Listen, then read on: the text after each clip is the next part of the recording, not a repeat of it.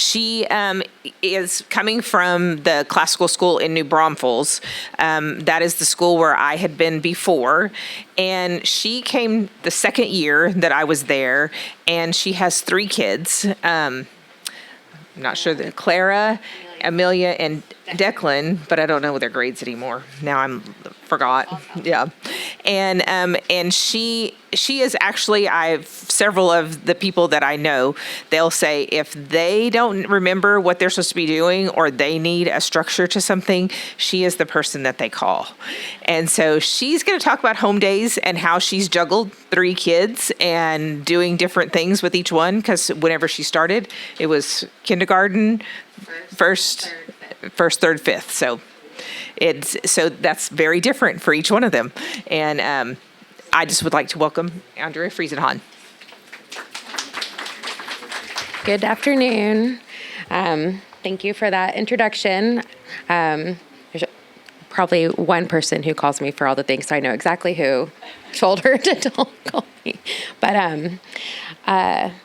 my name's Andrea Friesenhahn. I have 3 children. Clara is going into 8th grade this year. My next daughter, Amelia, is going into 6th grade. And my son, Declan, is going into 4th grade. I'm here in hopes to just share a few thoughts and encouragement for you as you start this journey with your kids. Before I get going, I was kind of wondering who is coming to this journey from homeschooling.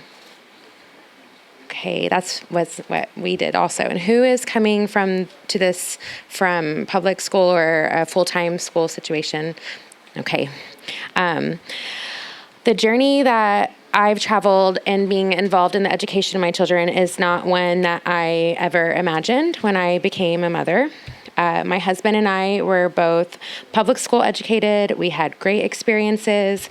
I honestly just assumed that's exactly what my children would do. I never really considered or even put thought past that. Throughout my oldest daughter, Clara's year in kindergarten, I felt in my heart that God was telling me that this isn't right. And of course, I'm like, that's not true, God. And, oh, surely you just mean because she's my oldest and it's my problem. I don't want to let her be gone all day. And in my short-sighted human mind, I needed more information. So, of course, instead of I'm wanting God to tell me all the answers, like, well, what do you propose instead? And if I do this other option, how will she get into college? And what's the next 15 years of school going to look like for her education? And these were the questions that I wrestled with, my husband and I, the entirety of the summer after her kindergarten year. And God listened patiently and wisely did not give me a single answer. And I really, that August, on the brink of sending her for first grade, not knowing what we were going to do, I really just saw this image of a trail, like a hiking trail. We like to take our kids hiking. That's worn, there's the brush alongside, and God was telling me, you're on this trail, it's lovely, it'll be fine, but if you just trust me and walk off of it, I have something beautiful for you that you don't even know about yet. You just have to do it. And so that was our first step off the trail. And it is beautiful. Everything so far with the journey with my kids is beautiful. And slowly, he has led me into this space where I no longer need to know all these answers for what the rest of their schooling will look like. It's okay as long as they are happy and learning how to learn, they will be okay. Whatever college they go to, or they don't go to college, or whatever is decided, God knows already. And he's just entrusting us to shepherd them on this journey, to lead them, to guide them, to teach them. And our school had a welcome weekend with speakers this weekend, and one of the speakers from another classical school shared something. She was talking about how it's really hard when you're doing a different school model than what everybody else around you is doing in the world. What the world tells you is right to not feel like, oh, are we going to be behind? Am I behind? Like, am I getting everything I need to get? Are they doing everything they need to do? And she said something that even still, 4 years into classical schooling and 8 years into this journey for me, because I homeschooled for 4 years, I still needed that on my heart for her to hear her say, behind who and in line for what, right? Like, what is the ultimate goal? It's to like shepherd your child's heart, to know them, to help them know Jesus, to know who they are in him. And anyways, I just think that this path has led me to fully knowing that that's, no matter how the schooling looks, if that's the path you're on, and that's where God is working through you in your children's lives. So, God led us off that path and into homeschooling. That my daughter's first year, first grade. The next year, her sister joined, quickly followed by her brother. And in total, we homeschooled for 4 years. And by this point, I was like, yes, I got this. I know what I'm doing. This is great. We'll just continue this along the path. And that last year that we homeschooled, again, God slowly dropped these little pebbles. Each one individually, I wouldn't even be significant, but by the end of the year, I had a bucket of them. It was heavy, and it led me straight to the classical school in New Braunfels. And I knew, I don't know what this looks like. I did not even know what a classical education was. It's like zero. I did not know. But with trust, I was like, this is where we're supposed to be. And we've been there since. And I would love to say this is where we will continue. I do feel so right there right now for my kids, but if I've learned anything in this process, I know if it's not where we're supposed to be for any one of them, I trust that God will tell us and lead us to where, and that they will be okay in that, and that will be good. In my children's first year at the classical school, they were in grades 1st, 3rd, and 5th. To say it was a learning experience for us that year is an understatement. We struggled. We struggled a lot. I would not be able to speak fully what it would be like to go from full-time school into a model where you're home. But for us, my family in particular, to go from homeschooling into this model was a struggle. We were used to full flexibility in our schedule. We were used to more leisurely home days, if I'm being honest, because we had time for that. We were used to, if we wanted to go on a fun educational outing with friends, that was our school for the day. So we still go on some outings with friends, educational things I find on home days, but we have to plan. They have to take care of their work. We might do things, if we're going to do something on a Monday, we might do things over the weekend and maybe get all of our schoolwork done. So there is flexibility. It's just finding it in the different way in this model that I didn't have to find it when we were homeschooling because it was just there, if that makes sense. That first year was new and difficult, and it challenged us all. But by the end of it, I found myself thanking God for those challenges. Each of my children grew in ways that year that I would not have anticipated.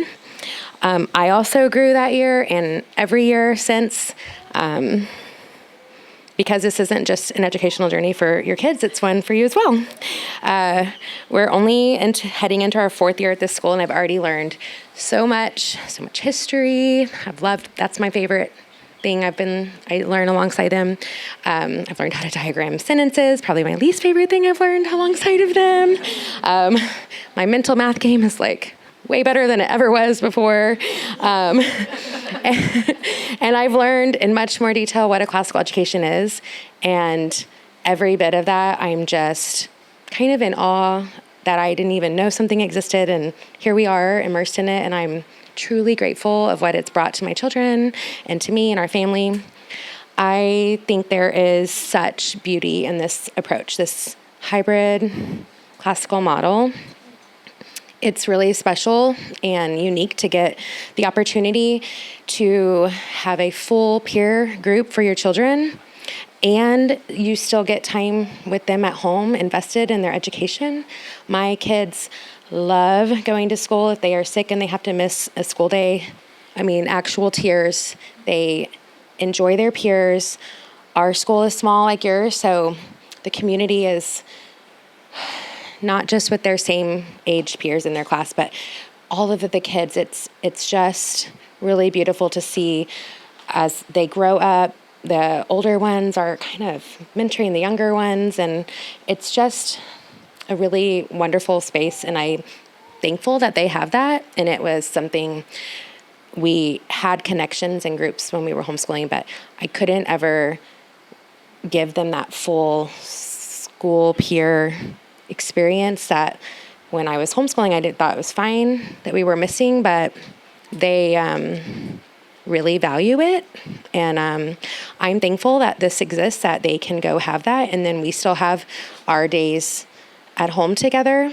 I still get to have an intimate knowledge of what they are learning and walk alongside them in that. I get to really and truly learn and see how they learn. I think that just lets you help shape so many things, helps you bring learning opportunities into family trips or whatever you are doing. And one of the most surprising and beautiful things that I think that this model has brought to us is really highlighting some of our weaknesses and areas that need extra attention and growth.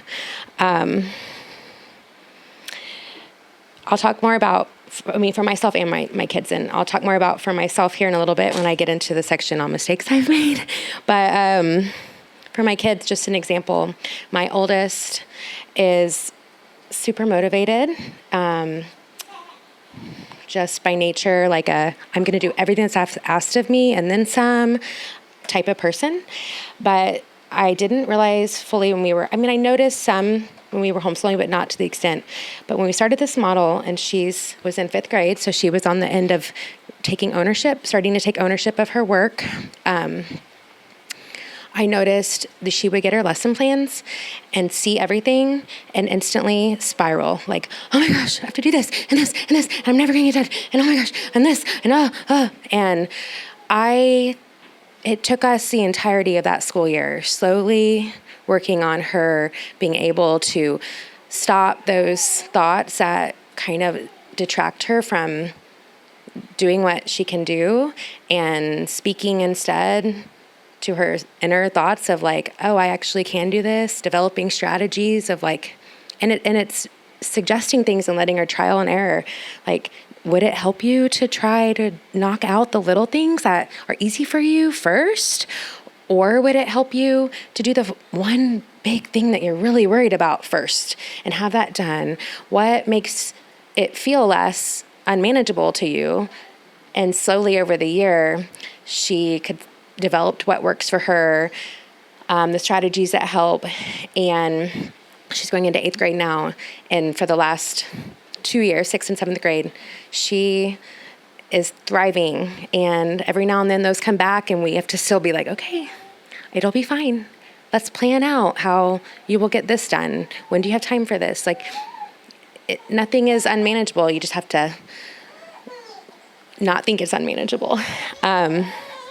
And my second daughter, she tends towards zero motivation at home. So our teacher tells me at school, she's the first one done. She offers help with everything. She does everything I ask her to do. And I'm like, wow.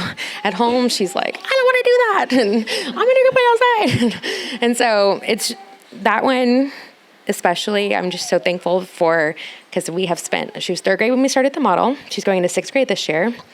At our School of Logic, 6th grade, really starts their not full independence, but they really want them to have accountability for everything. It's really beautiful to see them take that, and you're kind of alongside them more as their coach and mentor on the home days, and it's really wonderful. But when she was in 3rd grade, I guess 4th grade, my oldest went in 6th grade. When she was in 4th grade, I was like, oh my gosh, Emily is never going to be able to do that. And so for the last 2 years, we've slowly worked, and I am blown away by how much more intrinsic motivation she has. And I know that this was a skill that God knew she needed coaching on. She needed somebody walking alongside her. And I think in a traditional school model, I could totally see Amelia having flown through beautifully to head off to whatever she decides for her life and been like, I'm done. I don't know how to motivate myself to go on my own now that I'm on my own. And so I feel that in these challenges and I'm thankful that this model gives us the opportunity to see those while they're young and at these tender ages that you can help teach them. They can build strength in some areas that don't come naturally. So I'm thankful for that. I think there's really so much beauty in the community that's created in this school model. You're entering a journey with other families who share core values and share a common thread of investment that isn't just monetary into your children's education. You are all partnering with the school. You're investing your time into your children's education. And I think that commonality, I know that your school's just starting here with this, but I can't imagine that it won't create a very wonderful, tight community of people. And it has at our school. And I expect and hope that this will be the same for you guys here. Every year, our school has grown each year, and I'm continually amazed and thankful at the community that grows, that God's creating for us and for our children. And so I think that that kind of blooms in this school model.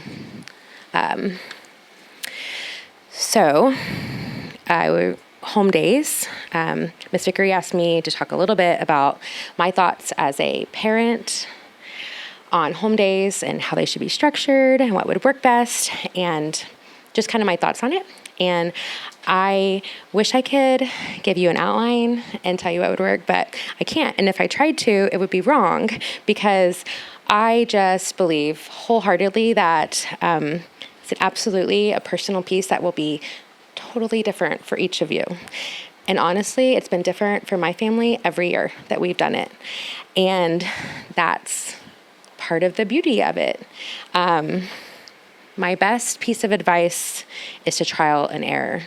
Nothing has to be exactly what you think it's going to be. That doesn't work. Okay, let's shift. What would work? And why didn't it work? We are still tweaking and changing things every year, especially as my kids grow and change, their needs change, how they do things change, we change. I overheard a question about before I came in, where should we do our home day? What's the best environment? When we started, we had like a dedicated space upstairs, just like flex room, and we did our schoolwork in there. And then the second year, it's like the dining room table became the place. And so I got a little rolling cart that we put stuff on. I was like, well, we got all those cabinets upstairs that are just, nobody wants to walk up there to get the stuff. So we'll just put it on this rolling cart. And now it's like my girls do a lot more independent work. And so from the dining table, I can see into the kitchen table. So it's like I sit at the dining table with my son, and my one daughter goes back and forth between the kitchen table where her sister's at independently, and she comes to me, and then she goes back over there. And then if they feel like they really just need no distraction, they're going to read or study something, they'll go to their room, and we're just kind of all over the place. And that worked great for us last year. Would it have worked that way our first year? Probably not. I needed to be more hands-on with all three of them that year. So just trial and error as you go. And I think it's a beautiful aspect for them to be a part of that, to share their thoughts and to see you doing that, because then they get to see the adaptability, problem solving. And that is a part of all of life and every job they'll do, whatever they decide to do in their life. I mean, that's a part of it. So I think that's just another beautiful piece that they get to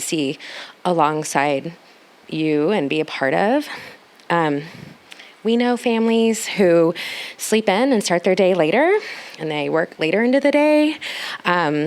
One of my daughter's friends works at like 10 o'clock at night. I mean, that would never work for my family. We're early risers. My oldest daughter will often wake up in her room and start her schoolwork before I'm even awake for the day. And I'm like, whoa. I wake up to go get coffee. She's like, I did this and this and this and this. And I'm like, okay. She's like, please check my math. I'm like, oh, I need coffee, please, first. I know families who mom no longer feels like she can teach the math as much as dad feels really great with it, but he works full time. I know multiple families who dad comes and teaches the math the night before home day or the morning of before he goes to work. I know multiple families who do that. That's been what's helped them. And then that's one less intense subject off. This past year, my daughter, Amelia, who struggles with motivation, grammar school doesn't go on Fridays at our school. They only go Tuesday, Thursday, and Fridays have no lesson plans. And the year prior, we would do a few of Monday's lesson plans. Usually we pick the ones we like the best, that are the easiest, to just kind of have less on Monday. But this past year, I said, what do you think about doing math on Fridays? Because math is her hardest mental drain, where she's to put the most in. She wasn't sure how it would go, but we started that on Fridays, and mind-blowing the difference that it made. When all she knew she was going to wake up and do on Friday is math, it just made, it still blows my mind at the difference it made for her. And then Mondays were so much better for her too, because she knew I finished math. She loves literature and writing and all of those things. So it just, and it took us, that was last year for 5th grade. So it took us 2 years before that idea even came. History is a favorite in our house. So oftentimes if we're finding that it looks like a heavier course load on Wednesdays, especially because there's less flexibility, we will read history at bedtime together. They like it. We all enjoy it. It's just a nice piece of our evening. And then if there's coursework, like anything writing or to go with it, they know they have that they can do on their own the next day when we're doing schoolwork. But we did the reading together. That's just something that we do. So just there's the options and possibilities, I feel like, are endless of how it will work for you. And I encourage you to think about it, make a plan, and then, okay, that didn't work, shift it, and try something different. And remember that you're not alone. You're in this community together. I can't even count how many troubleshooting conversations I've had with other co-teachers, other moms, or dads who are struggling with this or with that, and oh, I do this, or oh, I try this, and like, that's a great idea. And the sharing of ideas and strategies has been truly a blessing to me, and I know to other people as well. Moving on to mistakes I've made. I think I could probably talk an entire session on this alone.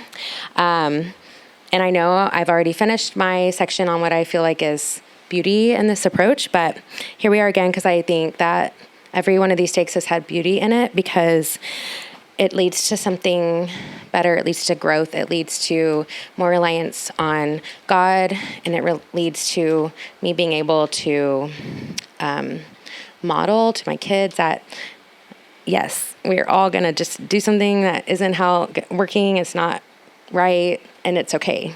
And we all mess up or get it wrong.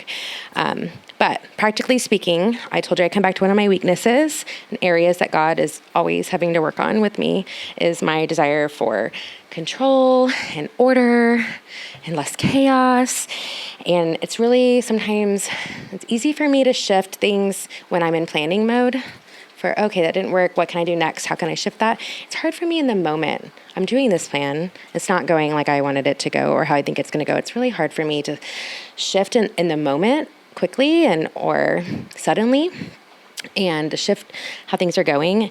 And I think that open-mindedness of throughout each day, even to shift a little here and there as needed is really helpful. My kids have opinions, subjects they want to do first, and listening to them, letting them lead and help plan how our day goes has been a really wonderful thing.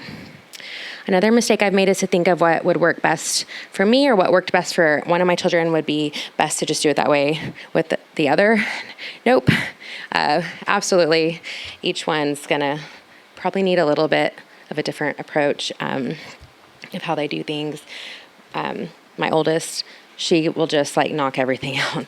My youngest, he really needs a lot of little breaks. He can do so much better when he's got little breaks in there and just different. It's hard for me to not want to be like, come on, let's just get it done, because I'm a little like my oldest too.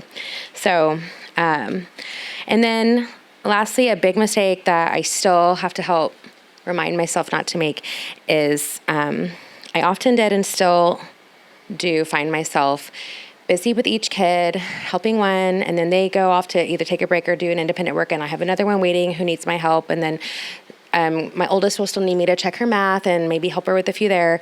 And as I'm doing that, I often will find myself not taking any little breaks or breathers for myself. I'll be like, oh, and then I'm like, it's lunchtime and I forgot to eat breakfast and I didn't have any water and I need to go to the bathroom and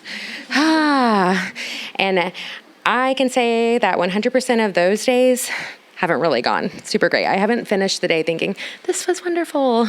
I love this. And so I don't know what your plan would look like, but I hope to encourage you to make sure when you're thinking about it to think, I even just like 10 minutes here, 10 minutes there. We bought a whole bunch of those little timers. They're like all over my house. And those help tremendously for my kids and for me, because if I'm taking a 10-minute break and I walk off to go to get some water, maybe get a snack or go to the bathroom, and then I see oh gosh, I have the laundry and oh my gosh, and this, and I can easily, that 30 minutes can go by and then my kids, they're not going to come find me. They're like, my youngest especially, my oldest would come find me. My youngest would be like, I'm just going to do Lego. And so the timers are really helpful to say, okay, maybe for that 10 minutes or 15 or whatever it is that you're going to go do, I think that your kid, the oldest at this school is 5th right now, right? So your kids are all younger. So it's like, here's a timer for these 10 or 15 minutes. Why don't you go do outside time or movement or something free time? And then when our timers go off, we're going to meet back at the table for this that we're going to have next. I utilize them when I had both my younger two that I'm doing a lot of teaching with to work on, okay, this is a 30-minute timer. You have this work independent that you can work on while I work with your sister. Please don't interrupt during this time, because then it's going to be your 30 minutes after that. So we use the timers for that also. But that's jumping me straight into my tips with multiple kids. Timers, I think that is super helpful. When my kids are young, on the younger end, would prioritize reading their lesson plans and then ahead of the day, and then highlighting. For me, I highlighted, that was my system, things that I felt like at their age level would be appropriate that they could do on their own. Even in first grade, there were things my son could do on his own after we spent time at the beginning of the year establishing what that looks like. And then I would have to, for that, set out, ready to go. Here's your independent stack. I would show him in the morning, you have this when it's time to do some independent things.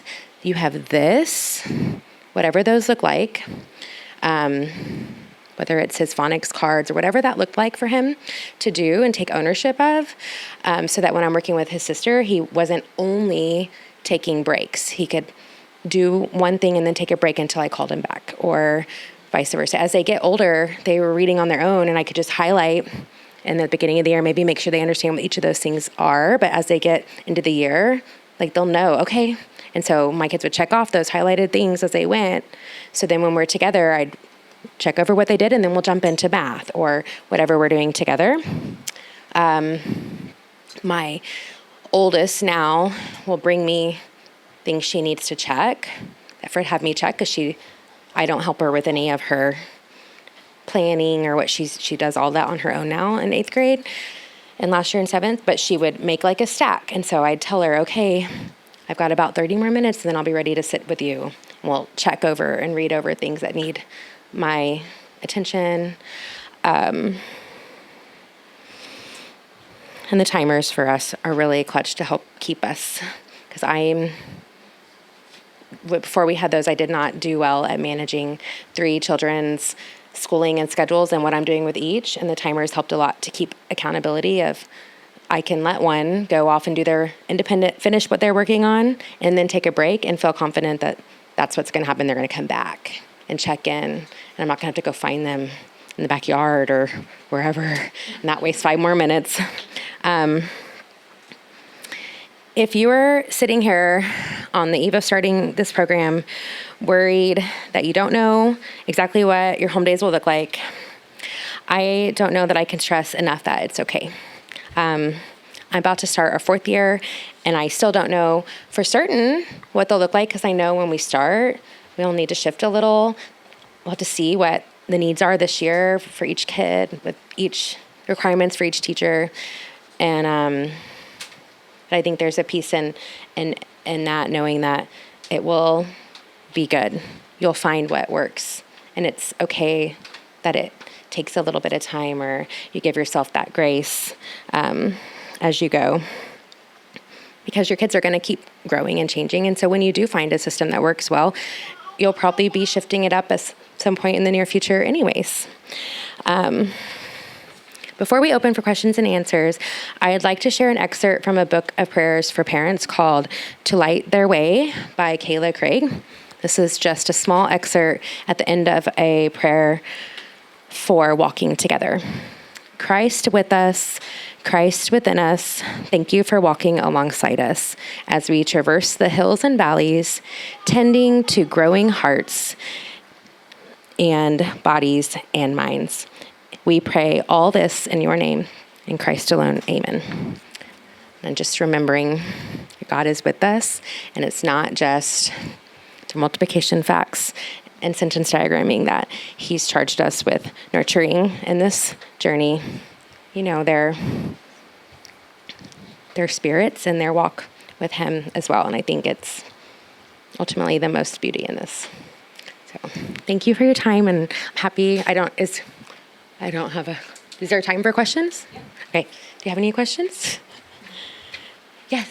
Yes. So my daughter sounds very similar to your second daughter, very motivated in the classroom, loves to be a teacher's pet, loves to be a helper, but at home, very not motivated, and very quick to say no, don't want to do this, walk off to do her own thing. What are some of your practical tips that have been tangible tips that I can kind of take into going to our first? One of the things that helped the most for Amelia was to have so much more control over her schedule and her plan. And with and there was still struggle in there for her to understand the compromise in that, because she had to consider in her planning that I am not available to her every second of each day. So if there are things she needs me for, they have to be done when I'm available and I'm not working with Declan or making dinner. And there were a few times in that where she had to fall, and I suggested that we do your math this morning for these reasons. I am not available to help you with this right now anymore. And those are very hard moments, but I do think that helped a lot. It's really helped her to see her sister. Clara will go to the library on occasional Wednesdays with schoolmates and do work together. They work alongside each other, and then I'll go pick her up, and she desperately wants to do that. And so we talked often last year through 5th grade. This is what it will have to look like for me to feel comfortable with this for you. Because I can't send you to the library to do your schoolwork and then spend 2 hours redoing things that weren't done like they were supposed to be done. And so she's truly worked hard to step up in that realm. What grade is your daughter in? She's going into kindergarten. Oh, okay. Yeah, still really young. Let me think. We started with this program when Amelia was in 3rd grade. And I would say really 4th and 5th grade that I don't know if it was the age too. She really started to take more towards developing that independence.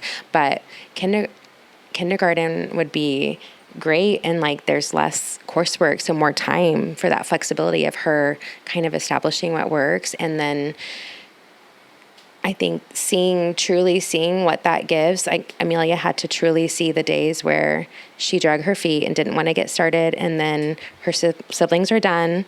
And we had one day in particular that just broke my heart. My parents came over, so Mimi and Grandpa were over, and everybody was hanging out, and Amelia had to go upstairs where it was quiet and she wouldn't be distracted because she still had math to do, and she was angry about it, and that really spiraled. And so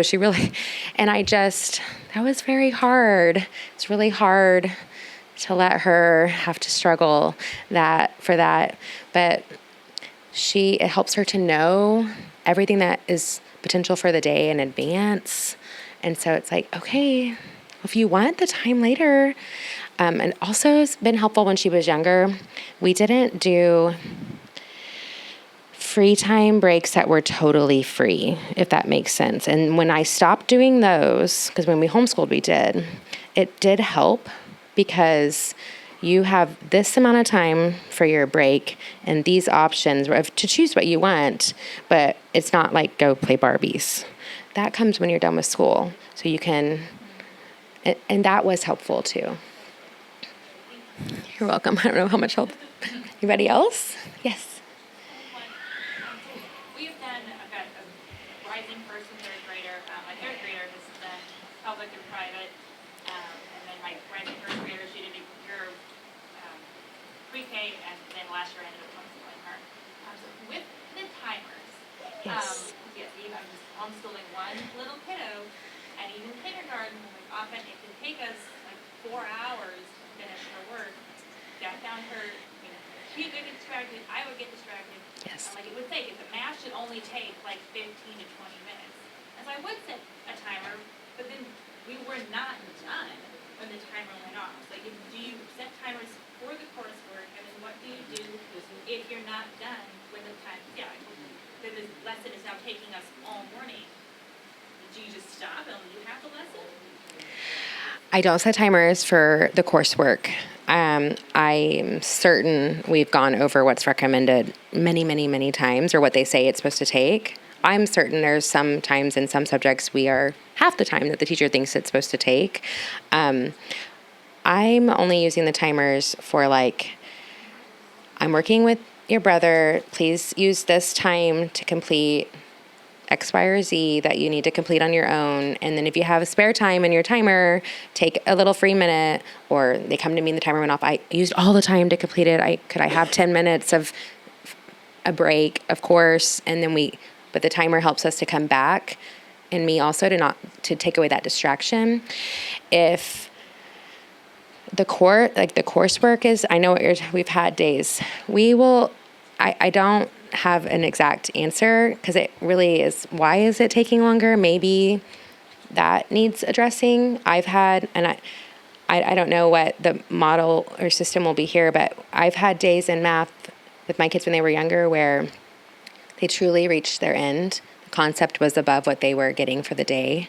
They had done well over what we were supposed to be doing time-wise, and there was not going to be anything productive from finishing out the rest of that day's assignment. And that's where communicating with the teacher has been something that, are they allowed to do that? And so it's not something that I did with my kids every day. It was truly rare, but when it was truly needed, let the teacher know, this was a struggle.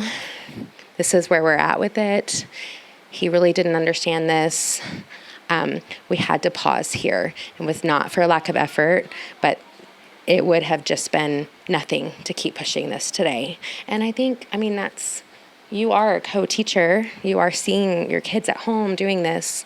And so communicating that to the teacher and developing that rapport as a co-teacher to be able to let them know. I mean, I'm jumping to math or writing, like when sometimes that's also like, so it's like a balance because they've got to learn too. I think in this model, you learn so much about accountability and responsibility and completing what you're asked to complete. When they're little, there's a little piece there of they're little, and this is at the max for them for today. So I would tell you that that's what we want you to do. If something is taking just longer and you see the frustration, yes, sometimes things take too long because there's not been enough attentiveness to it. But if it's frustration that's causing the time to go way beyond, then that's when you stop. You stop and you let the teacher know we don't have this concept. We don't understand what to do. And they'll pick up from there back on the school day again. But you need to let us know so that we can make adjustments because that's going to happen. And I suspect it will happen for us a lot in math doing. What curriculum are you doing? Singapore math. Dimensions. Yes, that's what we do. Happen often, probably. Not often, but occasionally they'll come to a new concept and it's just not going to stick when they learn it in class. And in Singapore, that's what we do. Each chapter and each concept builds, and so my son naturally is math minded, and it's great for him. My daughter, by the end of each chapter, she was like, sometimes she couldn't get the concept, sometimes she was getting them, but some of the problems were just too much for her. And I would help her, guide her in those, and knowing that that's okay too. Yes. Another option on your math is like you're just not getting it done. Sometimes in some marriages, the spouse is the math guy or gal. And when they're working, whoever's, you come home, sitting down after a little time, taking another run at it, somebody approaching it from a different angle, tag teaming. I know a lot of dads will want to be supportive in that way. Was there anything not get done today? That all reminds me of one more mistake I made. I'll come right back to you. On math in particular, when we first started the program, I did not have any background with Singapore math or understand how the curriculum worked. And so at the beginning of each chapter, they are showing multiple methods to teach you to understand how to do something, and with manipulatives and hands-on. And I did not know really the purpose of that. And then they ultimately choose the one that works best for them as they go. And I was for efficiency, we don't need to get the manipulatives out. It'll be fine. And, we already learned how to do it this way. Let's just, No, it was not good. Don't do it that way. Learn from my mistakes. And then I went to a training. We had it mid-year, my first year, and it explained everything about the math. And I was like, oh my gosh, I'm doing it all wrong. And this. We're going to get training on August 24th. That's one of the things we're going to do. That's amazing. Not me either. No. So, We will talk about it on the 24th. yeah. Yes. A couple things. One is we use Mathemasium for my daughter who she always exceeds the timer on things. She's like the timer, let me just keep it on. And Mathemasium's really helped her actually when we were struggling. But then I have a son who's the opposite who he can do everything really fast and he still hasn't found a way to be challenged with anything. Then he misses details or his handwriting's not very good. So I wonder, what's your opposite strategy with a kid like that who you want them to take more time and make sure they don't miss something because of a mistake they overlooked or because they didn't care about their handwriting? How do you, and I'm told don't give them rewards, right, because they want it to be random, but then I don't know how to motivate a kid like that if he doesn't have something to look forward to. Do you have any tips on that? I think it comes right back to how each one is so different, and that diligence piece that we are wanting them to learn, and the ownership of their education and responsibility for what they're turning in. And so I don't know that I have a practical solution for that, but just, how old is he? He's 8.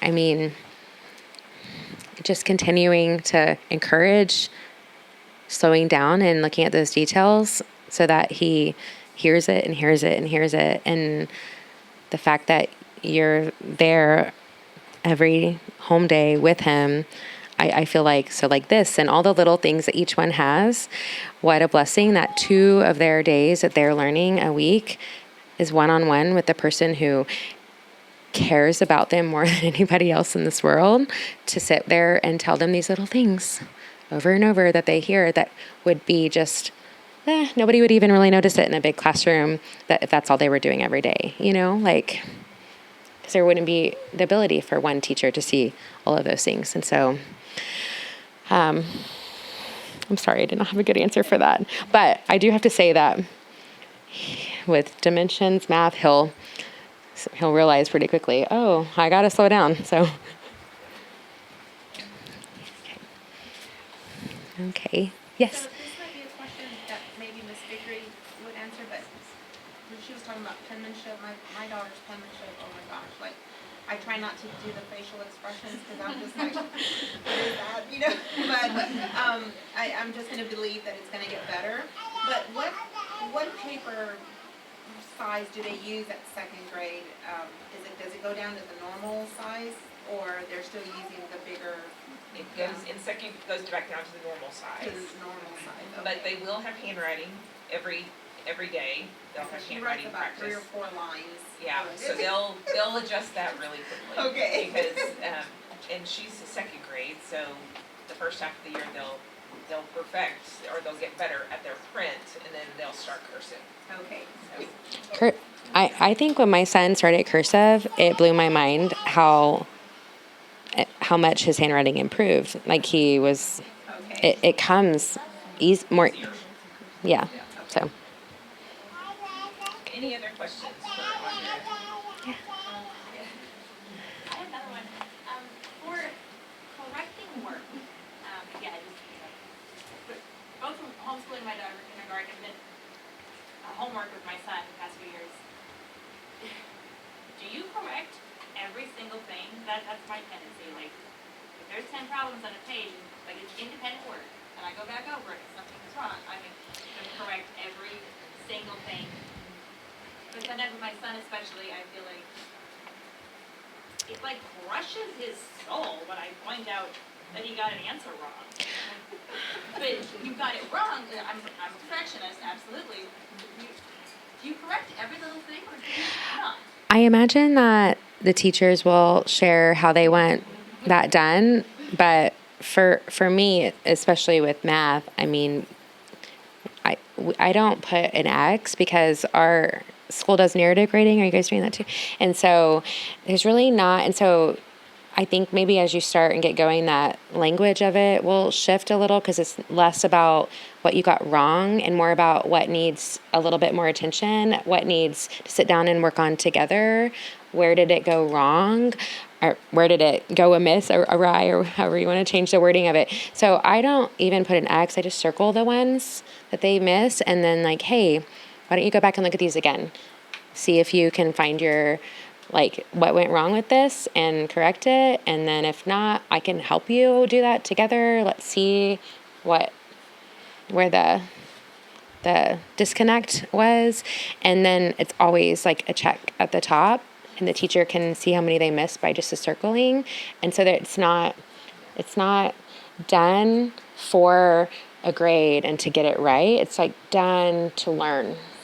I think it's like the best way I can think of it. And so that is really beautiful too. Changing their brain of thinking about it, because everybody makes a mistake. Uh-huh. And trying to teach them that nothing's going to be perfect, and that we make mistakes and we correct them, and that's the whole reason our pencils have erasers, so we can fix things. But just reframing how they think about it. So.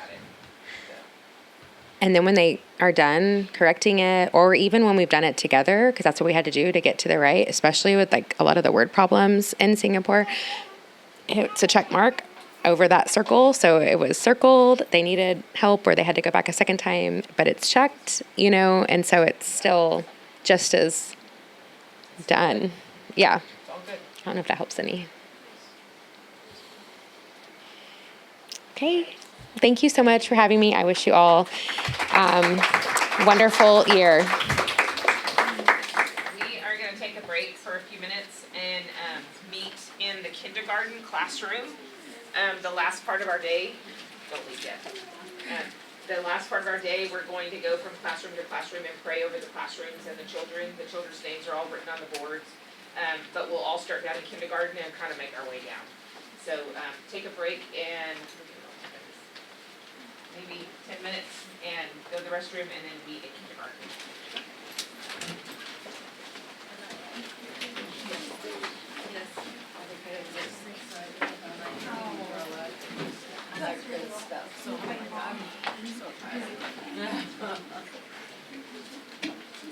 Man, that's rough. Hey, there's water bottles back here. It's late, it's afternoon, pick me up. I'm working on the air.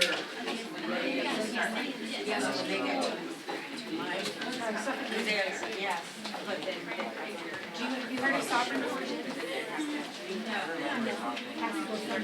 Yeah, Yes. but they blow their memory.